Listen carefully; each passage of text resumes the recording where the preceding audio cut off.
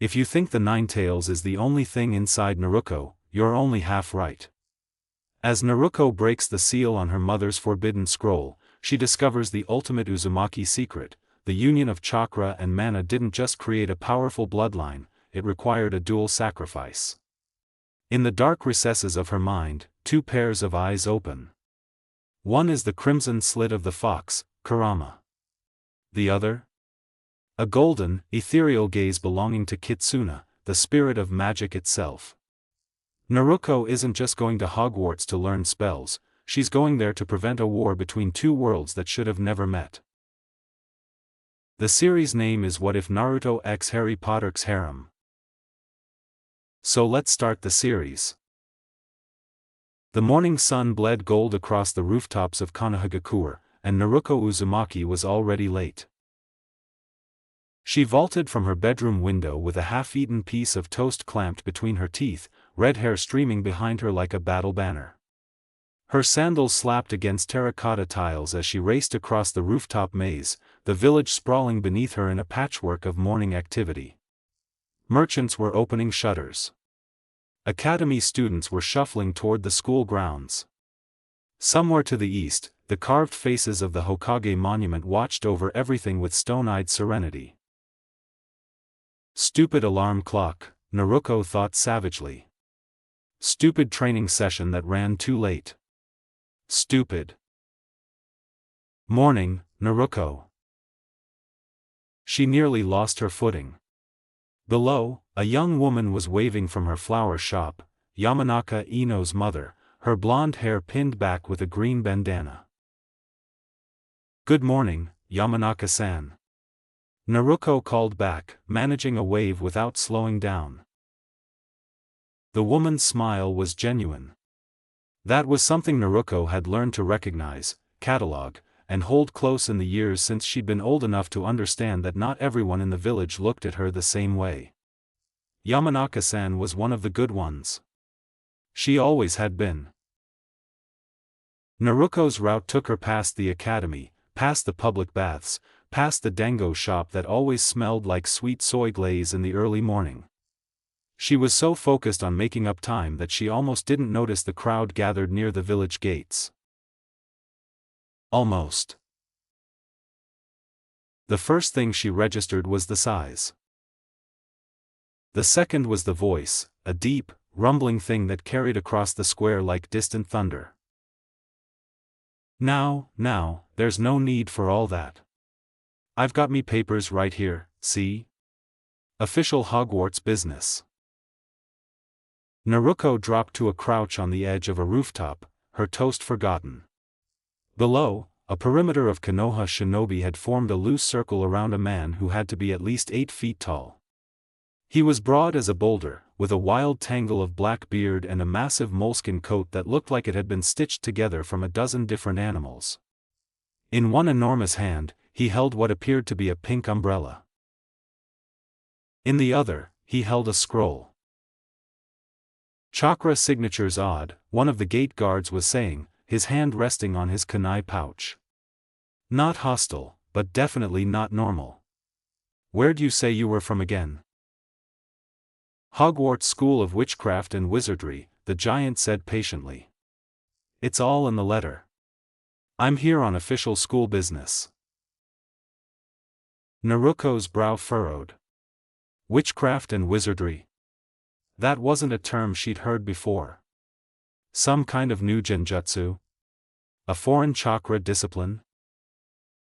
The giant reached into his coat and produced what looked like a sealed envelope, except the moment it caught the sunlight, the paper seemed to shimmer with an inner light that had nothing to do with reflection. The gate guard's eyes widened. His partner took a step back.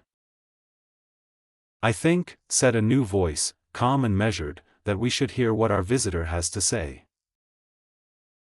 The crowd parted. Hiruzen Sarutobi, the third Hokage, walked through the gap with the unhurried grace of a man who had seen everything the world could offer and found most of it wanting. His white robe of office caught the morning breeze, and despite his age, despite the lines carved deep into his face, there was steel in his posture. Beside him walked two Anbu, their porcelain masks expressionless. The giant turned, and for a moment, his beetle-black eyes met the Hokage's. "Ah," he said. "You'd be the leader, then. Professor Dumbledore sends his regards, sir. He speaks very highly of your village." "Dumbledore," Hiruzen repeated, testing the name. His eyes flickered to the envelope. "I'm afraid I'm not familiar with that name, or with the institution you represent. Perhaps we should discuss this somewhere more private." Course.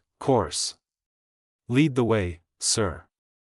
I'm Rubius Hagrid, by the way. Keeper of keys and grounds at Hogwarts."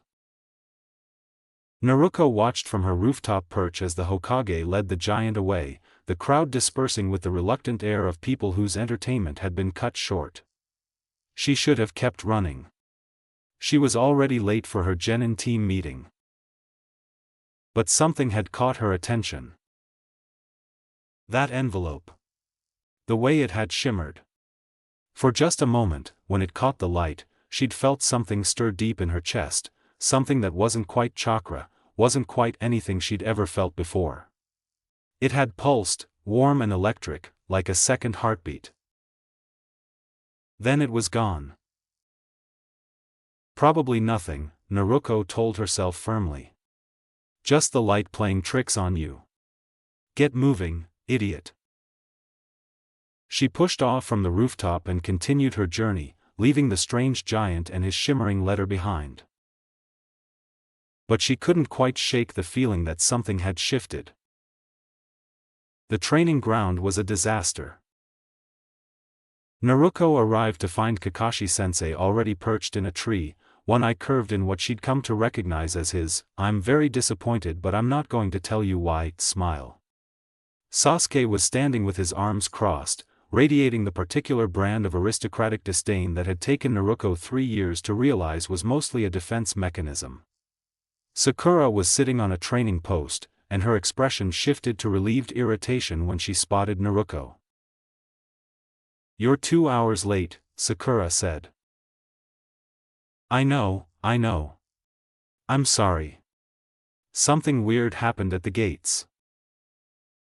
"Something weird is always happening at the gates," Sasuke said flatly.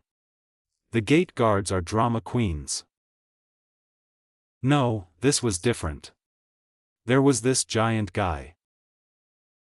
Giant? Sakura's eyebrows shot up. Like, really giant. Taller than the gate arch. And he had this letter that was glowing. Kakashi appeared beside her with the speed of a man who had been waiting for exactly this moment. "A glowing letter," he repeated. His visible eye was sharp with interest. "Tell me more." Naruto blinked. She'd expected Kakashi to scold her for being late, not to hang on her every word. He said he was from someplace called Hogwarts. A school of, witchcraft? And wizardry? The effect on Kakashi was immediate and startling. His lazy posture straightened. His visible eye widened almost imperceptibly. For a moment, the relaxed, perennially late Jounin sensei was replaced by something harder, more alert. "Hogwarts," he said quietly. "That's not a name I've heard in a very long time." "You've heard of it before, Kakashi-sensei?" Sakura asked. "I've heard of a lot of things." Kakashi's eye curved back into its familiar smile, but Naruto could tell it was forced. "Sasuke's right, the gate guards are drama queens. I'm sure it's nothing. Let's focus on the training exercise for today." But Naruto noticed that Kakashi watched the sky for the rest of the morning, his posture never quite returning to its usual slouch. The summons came that evening. Naruto was in her apartment, a modest 2-room affair that the Hokage had arranged for her years ago, practicing chakra control exercises when the knock came. 3 sharp raps against her door. She opened it to find an ANBU operative in a cat mask. The Hokage requests your presence, the ANBU said. Immediately. Naruko's stomach flipped. Is something wrong? Did I mess up the training exercise? Because I know I was late, but... The Hokage requests your presence, the ANBU repeated. There was no edge to the voice, no threat. Just calm repetition. Right. Okay. Let me just, yeah. She grabbed her jacket and followed the ANBU through the twilight streets of Konoha.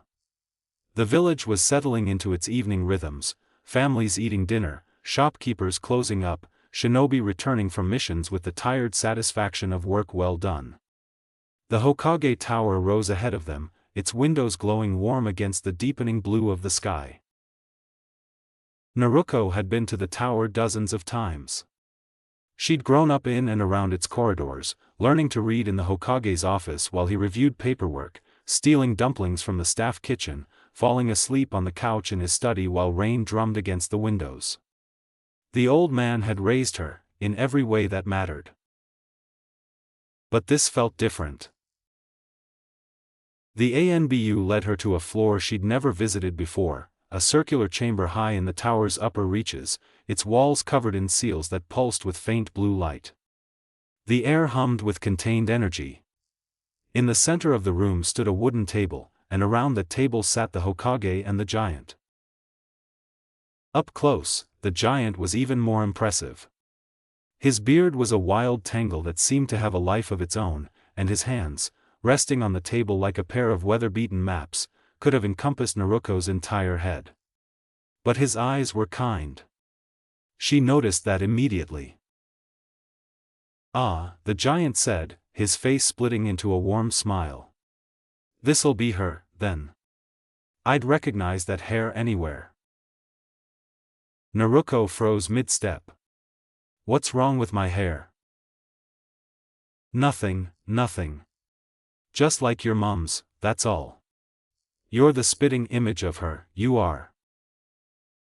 The words hit Naruko like a physical blow.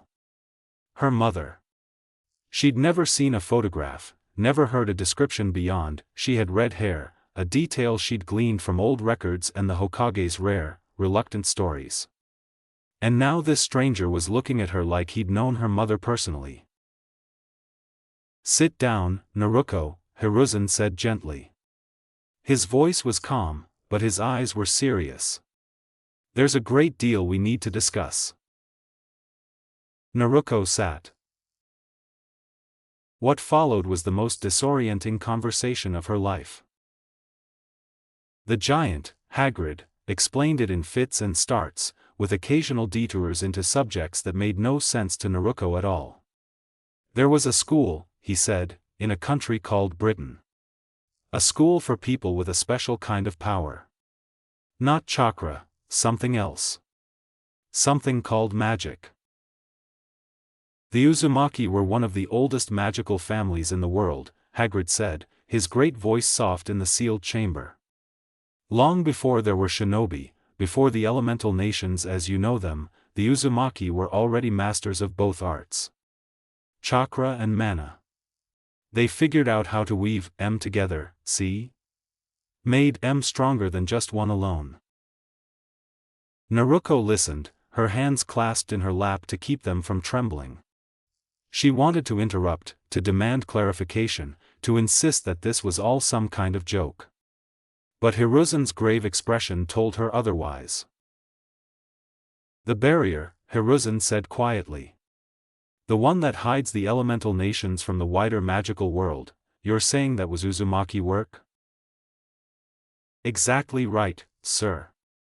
Hagrid nodded. Most magical folk out there don't even know these islands exist. The Uzumaki sealed the whole region up centuries ago, made it invisible to magical detection. Kept the two worlds separate, except for a few old families that kept ties with both. Like the Hataki, Hiruzen murmured. Hagrid's eyebrows rose. You know about them? Kakashi Hataki is one of my jounin. His family name is old, though he doesn't speak of it. His family was one of the lines that straddled the border. Hagrid leaned forward. But the Uzumaki, now, they were the strongest of the lot. When they left the magical world to settle in what became Konoha, they took most of their knowledge with them. The magical world lost a great deal that day. Naruko found her voice. And my mother? She was a witch? A very powerful one, Hagrid said. His eyes grew shadowed.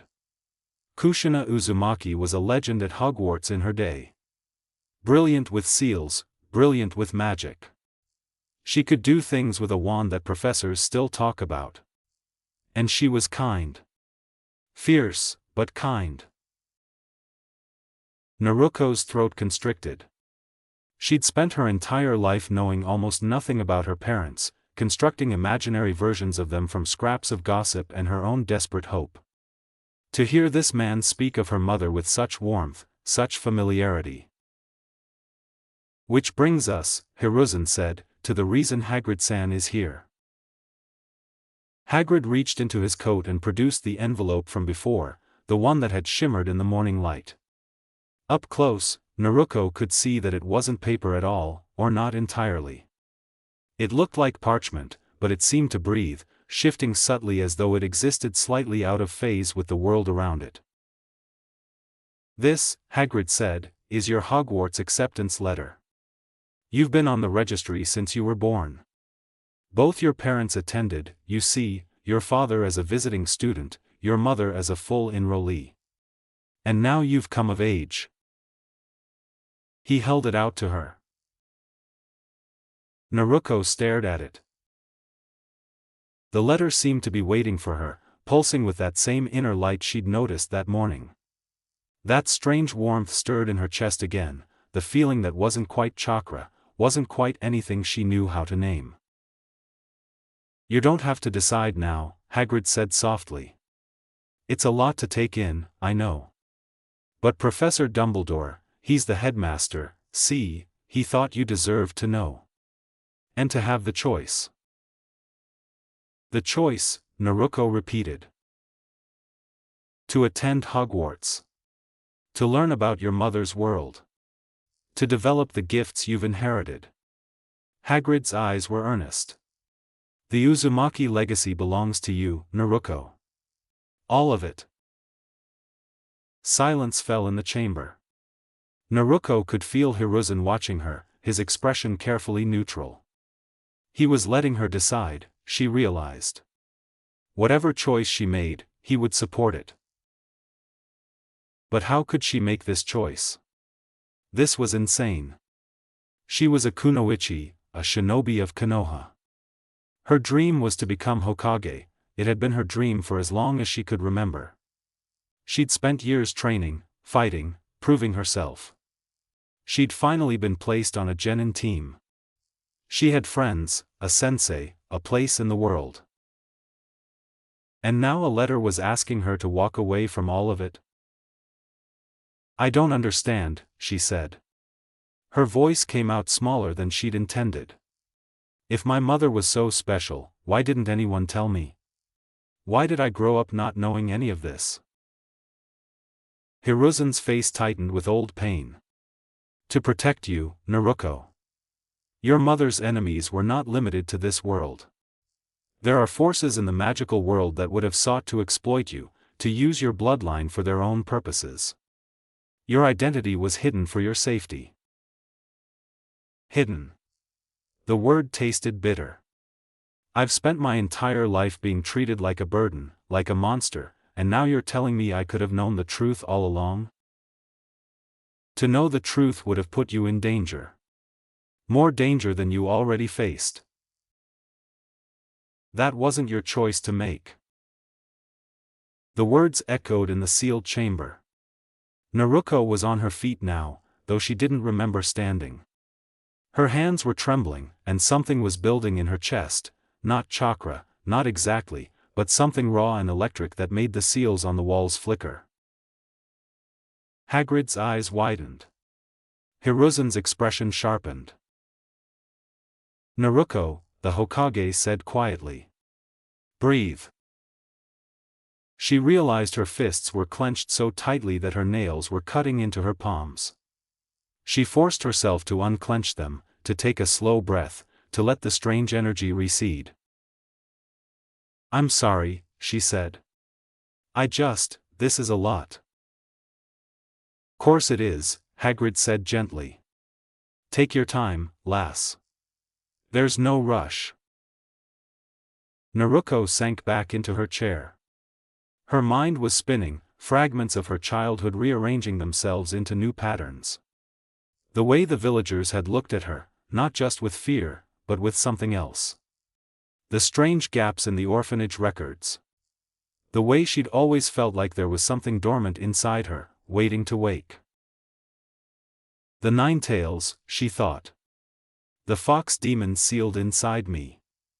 That's what they're afraid of. But was it? Or was there something else, something she'd never been told? If I go to this school, she said slowly, will I learn to control this power? The mana thing? Among other things, yes. Hogwarts is one of the finest magical institutions in the world. You'd learn spellcraft, potions, magical history, defense against dark forces. And with your Uzumaki heritage, you might also learn how to weave magic and chakra together, something that hasn't been done in centuries. Would I still be able to come back? To Konoha? Of course, Hiruzen said immediately. Hogwarts operates on a term system. You would return during holidays. And your position as a shinobi of Konoha would remain intact. This is not exile, Naruto. It's an opportunity. Naruto looked at the letter again. It was still glowing, still waiting. Why me? She asked. Why now? What changed? Hagrid and Hiruzen exchanged a glance. It was the look of adults who had information they weren't sure they should share.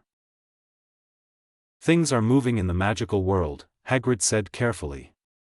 Dangerous things. There are people who would be very interested in the Uzumaki bloodline, people who believed it had died out completely. Your coming of age has set off ripples.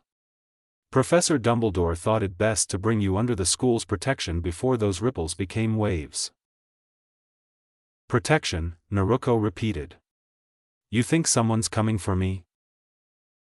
We think someone might be interested in you. There's a difference. But Dumbledore would rather be prepared than caught off guard. Naruto was quiet for a long moment. She thought about Konoha, her apartment with its peeling paint and carefully tended windowsill herb garden.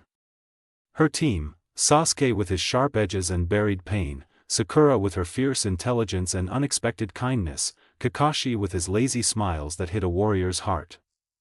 The Hokage, who had raised her when no one else would. Her dream of becoming Hokage herself, of proving everyone wrong, of protecting the village that had never quite accepted her. Could she leave all of that? Then she thought about her mother. Kushina Uzumaki. A powerful witch, a legendary warrior, a woman who had mastered 2 forms of power and used them both to protect the people she loved. Naruto had never known her, never seen her face, never heard her voice. But she'd carried her inside her all along. Maybe, Naruto thought, this is how I get to know her. Maybe this is how I become strong enough to protect everyone, not just with chakra, but with everything. She reached out and took the letter.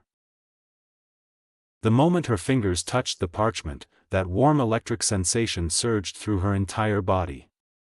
The letter blazed with light, and for a split second, Naruto felt something shift inside her, a lock turning, a door creaking open. The seals on the walls of the chamber flared bright blue, then settled. Then the light faded, and she was just a girl holding a letter in a room full of shadows. Okay, she said quietly. I'll go.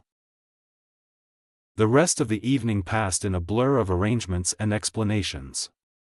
Hagrid would return in 2 days to escort her to the magical world, where she would purchase supplies before the school term began. Hiruzen would arrange for her absence to be explained as an extended training mission. Kakashi would be informed of the truth, or at least, a version of it. But after Hagrid had retired to a guest room and the meetings were concluded, Hiruzen asked Naruto to stay. "There's something you should have," he said quietly. "Something Kushina left for you."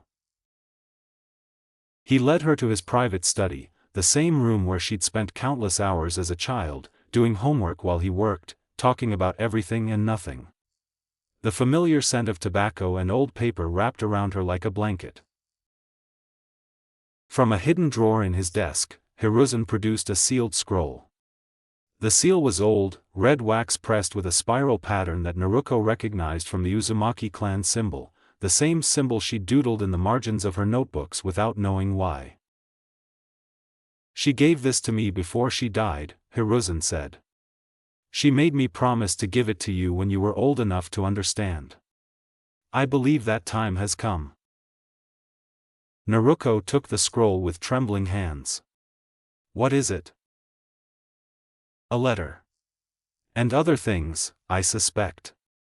I've never broken the seal." "Why not?" Hiruzen smiled faintly. "Because it was meant for you, not me. Kushina was very clear about that. And your mother was not a woman whose wishes I took lightly." Naruto stared at the scroll. Her mother's hand had touched this. Her mother had written this, knowing that she might not survive to see her daughter grow up. "Read it when you're ready," Hiruzen said gently. "Not before." Naruto nodded, tucking the scroll carefully into her jacket. "Thank you, Gigi." Hiruzen's expression softened at the old nickname. "You should get some rest. Tomorrow will be a busy day." She should have gone home. Should have gone to bed, processed everything she'd learned, prepared for the journey ahead. But instead, Naruto found herself climbing to the rooftop of the Hokage Tower, sitting on the edge, and looking out over the village that had been her entire world for 13 years. The night was warm, the stars scattered across the sky like a handful of bright coins. Naruto took out the scroll and broke the seal. The writing was elegant and flowing, the hand of someone who had been educated in 2 worlds. "My dearest Naruto. If you are reading this, then I am gone, and you have begun to discover the truth about who you are. I wish I could be there to explain everything myself. I wish I could watch you grow, see you become the remarkable woman I know you will be. But if I cannot be there in person, then I will have to settle for leaving you these words. I am your mother. My name was Kushina Uzumaki, and I loved you more than I have ever loved anything in any world, this one or the other. I need you to understand something important. You are not just a shinobi. You are not just a witch. You are both, and more than both. The Uzumaki bloodline carries a power that predates the shinobi nations, a power that comes from the ancient union of chakra and mana. Most people can only use one or the other. You can use both. But power always comes with a price, and our family's price has been steep. The thing sealed inside you, the 9-tailed fox, Kurama, is only half of the story. His sister, Kitsuna, is also sealed within you, in a way that is more complicated than I have time to explain here. Together, they represent an impossible duality, destruction and creation, rage and wisdom. You must learn to understand them both if you want to control them. I know this is frightening. I know it seems unfair. But I also know you, even though I've never met you. I know you have your father's stubbornness and my fire. I know you will face whatever comes with courage and determination. And I know you will make us proud. A few warnings, because I won't be there to protect you. Be wary of Danzo Shimura. He sees the world in terms of threats and tools, and he may try to use you as both. Trust the Hokage, but remember that even good men make mistakes when they're afraid. Be cautious around Orochimaru. He has sought the Uzumaki bloodline for decades, and he will not stop just because I'm gone. His interest in you will be cold and clinical, and he will not hesitate to hurt you to get what he wants. And as for Jiraiya, Naruto could almost hear her mother's exasperation. Jiraiya is a good man, despite his many, many flaws. He'll probably try to be a mentor to you, and he'll probably embarrass you constantly with his research. But he knew me when I was young, and he'll have stories I never got to tell you myself. Just don't let him talk you into any of his perverted schemes. I hope you find happiness, Naruto. I hope you find people who love you for who you are, not what you carry. I hope you see both worlds, the shinobi world and the magical world, and find your place in both. And I hope you know that wherever I am watching over you with pride. Be brave, my daughter. Be kind. Be strong. And never forget that you are loved. Your mother, Kushina Uzumaki. Naruto read the letter 3 times. Then she read it again, tears falling onto the parchment and blurring the ink in places. Her mother had known she would be gone. Her mother had written these words knowing she would never see her daughter's face. You are loved. The word settled into her chest like a warmth she'd never known she was missing. All these years, all the loneliness and rejection and whispered hatred, and somewhere beneath it all, there had been this. A mother's love, preserved in ink and sealed with wax, waiting for the day her daughter would be ready to receive it. Naruto clutched the letter to her chest and cried. She cried for the mother she'd never known, the father she'd never met, the childhood that had been stolen by fear and prejudice. She cried for the girl who had sat alone on a swing, watching other children play, wondering what she'd done wrong. She cried for all the years she'd spent believing she was worthless, when all along she'd been carrying the legacy of an ancient and powerful bloodline. And when the tears finally stopped, she felt something else stirring in the ruins of her grief. Hope. The letter was right. She wasn't just a shinobi. She wasn't just a witch. She was something new, something unprecedented, a bridge between two worlds that had been separated for centuries. And she was going to make both of them proud. Naruto looked out over Konoha, the village she still intended to protect, the home she still intended to lead. The stars glittered overhead like scattered promises. Just you wait, she whispered to the night, to her mother's memory, to the creatures stirring within her. I'm going to become Hokage. And I'm going to do it with both worlds behind me. The scroll in her hands pulsed once, like a heartbeat answering her own. And somewhere deep in the recesses of her consciousness, 2 pairs of eyes opened in the darkness, one red, one gold, and regarded each other with ancient, unfathomable awareness. She doesn't know yet, one seemed to say. She will, the other replied. Soon.